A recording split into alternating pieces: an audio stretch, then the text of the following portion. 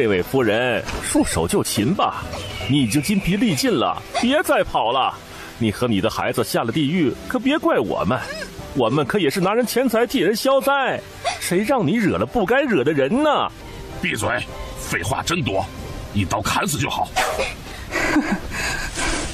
我一个刚生产完的弱女子，竟引得你们10个元婴期的顶尖高手和10几个金丹期的高手如此追杀，还真是看得起我啊！你们奉命来杀我，想必也知道我是谁，你们就不怕我们家老爷追杀你们到天涯海角吗？哼！一个不受宠的夫人还妄想自己的丈夫会给自己报仇吗？求求你们，孩子是无辜的，放过孩子吧！求求你们，放过孩子吧！而此时，这一幕都被空间里的一娃一兽看在眼里。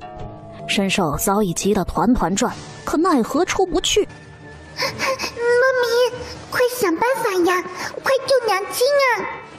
这个小娃娃正是女子怀里婴儿的灵魂，自出生起，她的灵魂便被拉到了空间里，与神兽一起怎么都无法出来。她叫穆九寻，是娘亲给她取的。她是在母亲逃亡过程中生下来的。她也不知道自己是谁，只知道自己是世界上唯一的神，已经轮回了好多世了。而糯米是一只跟着她的神兽，作为神的很多事儿她都不记得了，都是这只神兽告诉她的。好像轮回有1万多年了，听说每一次都活不过10岁，神力还被封了，每一世都活得十分凄惨。自己对自己这个神充满了疑惑，为什么会不停地轮回转世呢？1万年前到底发生了什么？唉，暂时先不想这些。他自出生，灵魂就被困在这个空间里，和他的神兽一直看着这个女人怎么抱着他躲避追杀。还没等他想出办法来，黑衣人举起刀杀死了女人，血溅在婴儿的脸上，他的灵魂像被什么拉扯一样被强行拉回婴儿的身体里。他睁开眼看见到死还将他护在身下的女人，忍不住叫娘亲。但是刚出生的婴儿哪会说话呀，就剩下咿咿呀呀的声音。女人再也不会对着他笑，去亲他了。悲痛袭来，他越哭越大声，像是替女人嚎丧一样。上一世到死他都是孤苦无依的，这一次好不容易有一个疼他的亲人，本以为这一世可以幸福美满一些，但一切都被眼前的黑衣人打破了。看着越来越近的黑衣人，他越来越愤怒。我要你们全部陪葬！黑色的眼眸渐渐变为紫色，后又一下子转为红色。他渐渐浮了起来，身上神力乍现，红光乍现，夹杂着黑色的气息。不过一息之间，地上跪着的20几个黑衣人瞬间爆炸，化为血雾。连在空间里的神兽都被惊得目瞪口呆。不愧是神呐，这神力一恢复，哪怕是元婴高手也瞬间灰飞烟灭。穆九寻做完这一切，看了一眼母亲便晕了过去。而不可思议的是，各种走兽都朝他跪下，万兽朝拜。在空间的糯米为避免麻烦，将龙身化为白虎，跳出了空间，守在小婴儿旁边，朝着周围的众兽怒吼：滚！四周的灵兽早在白虎跳出的那一刻便被可怕的威压吓得瑟瑟发抖，听见白虎这一声，立马朝着森林外围逃窜。糯米转身想将婴儿叼起来放在自己的背上，却看见前方飞速掠过来的身影。人类！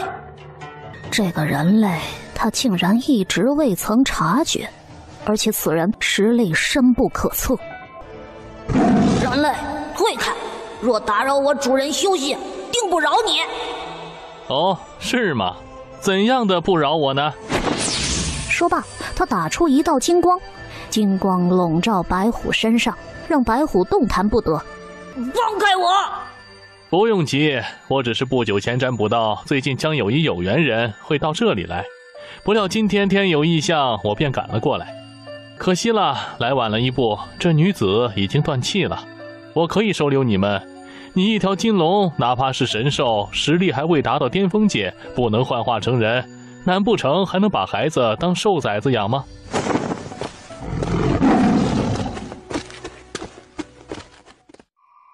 ？5年后，紫兰国。哟，最近怎么京城来了这么多外地人？这你们都不知道，这么大的事儿都不知，简直孤陋寡闻嘛！哎呦，你就说嘛，卖啥关子呀？是啊，是啊，是呀，大叔，你讲一讲嘛。众人闻声，四处寻找声音的来源。哎呀，你们低头，别找了，我就在这儿呢。哈哈哈！现在的小孩子都八卦起来了吗？哎呦，好可爱呀！看这穿着，不像是我们小老百姓家的孩子，倒像是什么达官贵人家的千金呢。哎呦，这是哪家的千金啊？宝宝，你喜欢什么颜色的麻袋？想偷回去养？大神，5年牢房，了解一下。唉，长得可爱也是一种错呀。那是，我们家仔仔怎么可能不可爱？穆九玄今年5岁，刚从山上和自己的神兽糯米下山。5天前，师尊给他传信，破天荒的让他下山，他高兴极了。要知道，他平时都是悄悄下山的，谁知道这回竟然是让他下山给紫兰国的九王爷治疗腿疾。大叔，你还没说呢，是什么事呀？是呀，你看看小宝贝儿着急的。快说呀，待会儿小宝贝儿哭给你看。啊，这些人自己想听就直说嘛，还拿他当借口。话说当今圣上给自家胞弟九王爷君莫恒寻找名医治疗腿疾。紫兰国九王爷与当今圣上还有11皇子是一母同胞，后来京中政变，先皇后中毒去世，先帝紧跟着驾崩，兄弟3人被皇后母家救出，逃亡过程中，当今圣上就是当时的太子受伤卧床，那时君莫恒才10岁，就带着10万军队杀回了皇城，当着众妃子的面斩杀了所有皇子公主，还杀了所有的乱臣贼子啊！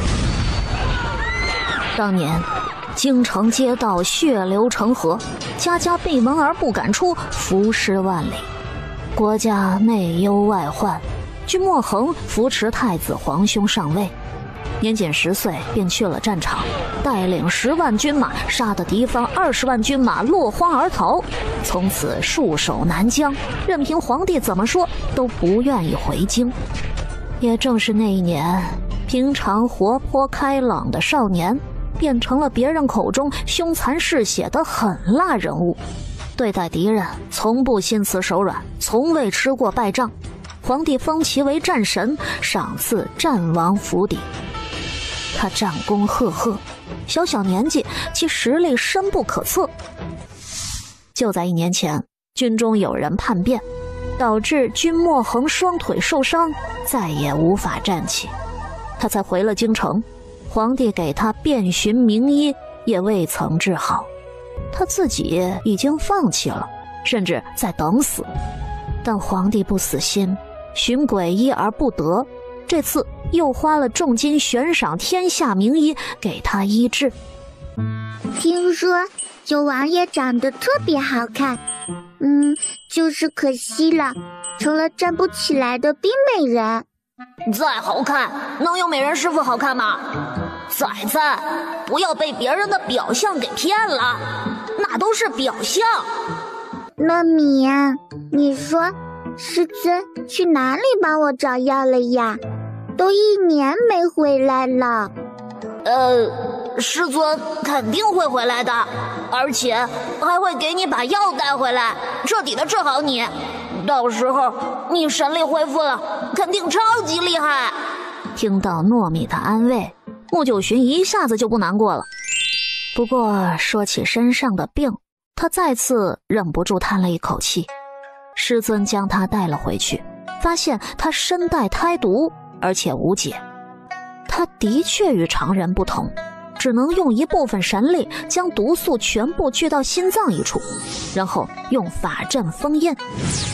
1年前，师尊下山去为他遍寻名药解毒，至今未归。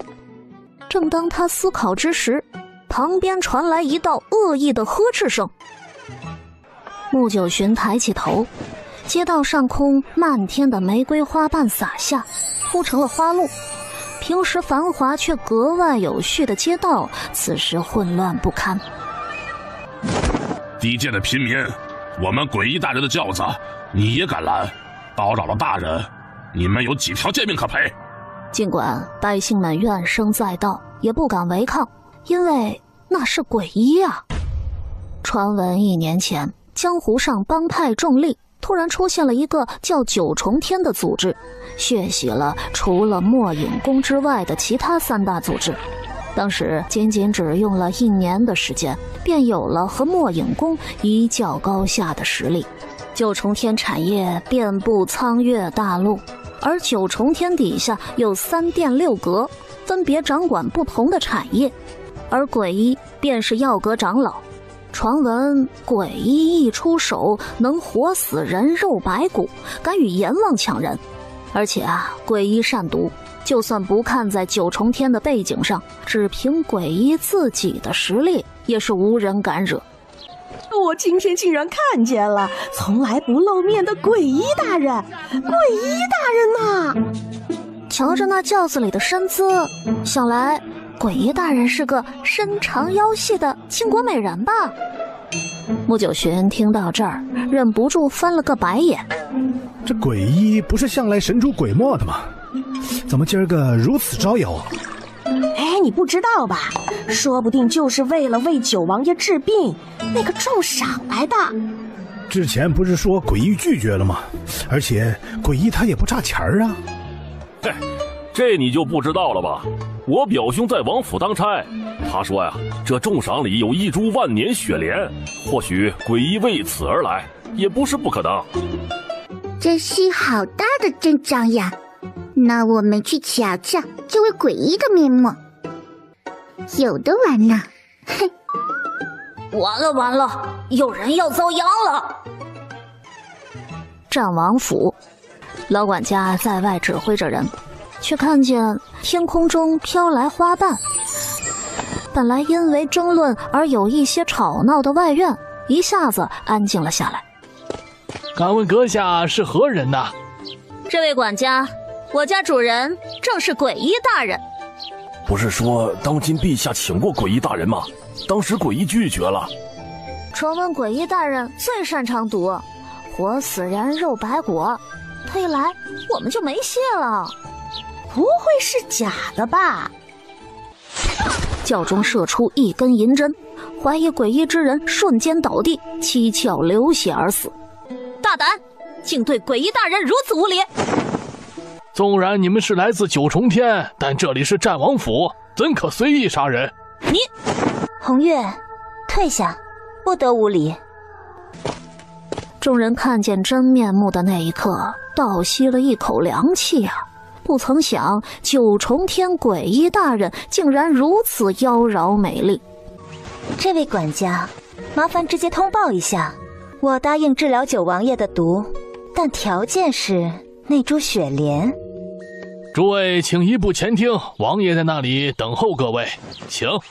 诡异大人都来了，其他人还进去干嘛？摆明了不把大人放在眼里。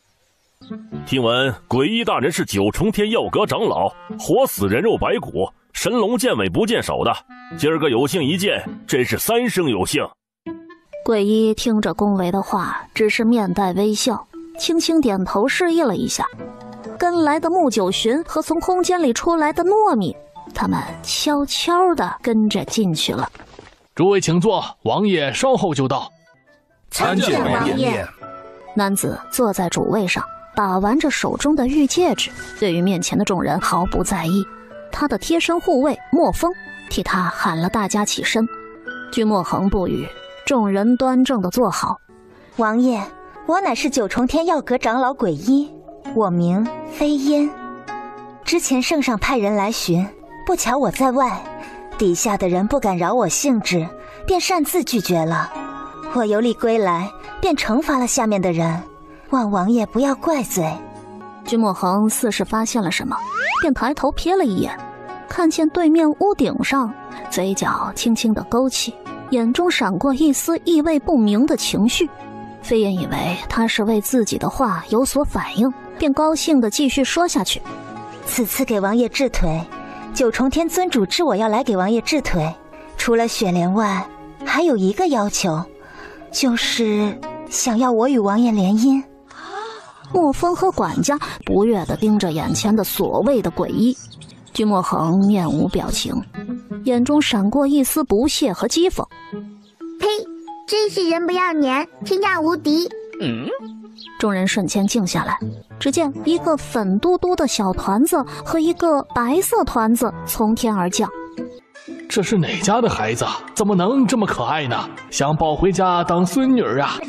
九王爷饶有兴趣地盯着小团子，唇角微勾，不知为何竟有一丝说不出的熟悉感，但他很确定从未见过这个小家伙。大胆！哪里来的下贱胚子，竟敢辱我九重天长老！小孩子淘气，万一冲撞到王爷就不好了。管家，还不赶紧把他拉出去！管家却没动，而是优雅地翻了一个白眼。红月走上前，想要拽小团子，还没碰到衣角，便被一道灵力弹到了几米外的墙上。糯米啊，哪里来的超意，竟然也敢碰我！糯米，我不想和垃圾待在一起呢，我们让涛吃，不管呢。我们走吧，好饿好饿呀！没事没事哦，等完成了，我们就去吃好吃的。听说京城有好多好玩的好吃的呢。听见白虎说话，众人整个人彻底裂开了。这么小的小孩子，怕是筑基期初段吧？居然也有灵兽？没见识，吾怎么可能是那么低级的玩意儿？吾可是神兽！众人倒吸一口凉气啊！莫风和管家也一脸的不可置信，饶是君莫恒也闪过一丝的错愕。要知道，这个大陆哪怕是圣兽也屈指可数，神兽更是闻所未闻。小朋友，你怕是连筑基期可能都不稳吧？这神兽啊，应该也没有能力契约吧？没有契约的神兽可是容易伤人的，他发起疯了，你怕是还不够他塞牙缝的。穆九寻嫌恶地瞥了他一眼，活像是看人贩子一般，一挥手，用同样的方式将飞烟挥到几米外的墙上。众人的视线跟随女子飞出的弧度，听着女子的尖叫声，大家一脸的肉疼啊！随后大家才反应过来，这一切都是看起来才4、5岁的孩子干的。众人一脸的震惊啊！穆九寻休息好了之后，拍了拍衣裳，背起了小手，一本正经地打量起眼前这个坐在轮椅上的人。哇哦，好帅哟！和师君有的一拼，从来没有见过这么有气质、这么漂亮的男孩子呢。被一个小孩子看了看脸，又看了看腿，还一脸的可惜。君莫恒不仅没有生气，反而很耐心的样子。王爷，今日我是来给你治腿的，想我堂堂鬼医，却在贵府受如此奇耻大辱，请你为我做主啊！他矫揉造作的样子让人不禁起鸡皮疙瘩。小团子和白虎对视了一眼，头一歪。哼，小家伙，过来。君莫恒伸手摸了摸小团子的头，小团子猫了一秒，不满地嘟起小嘴，拍掉他作乱的手。哼，干嘛要摸他？师君说不可以让别的男子摸，会长不高的。不过他总觉得此人身上有一种说不出的熟悉感，紧盯着这一幕的众人，哪怕是管家，都不禁吸了一口凉气儿。那可是向来不喜欢小孩子，让小孩子只提的大魔王啊，居然抬手摸小团子的头，还被打下来了。莫风严重怀疑自家王爷被魂穿了。看见王爷的手被打下，王爷不仅没有生气，还竟然笑了。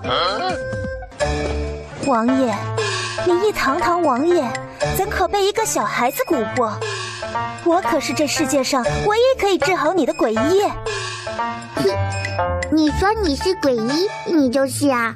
那巧了，我说我才是鬼医呢。小孩子，快回家找爹娘吧，别在这里捣乱了。是啊是啊，快回去吧，快回去喝奶。这年头，我说实话也没人信啊。见自家崽崽被嘲笑了，糯米立马不干了，朝着这些人怒吼：好啦！穆九寻摸着老虎的脑袋，安抚着他，然后抬头看向坐在主位的君莫恒。不知道为何，小家伙并没有说话，但他却一下子读懂了小家伙眼神里的意思。福伯，将人抬上来。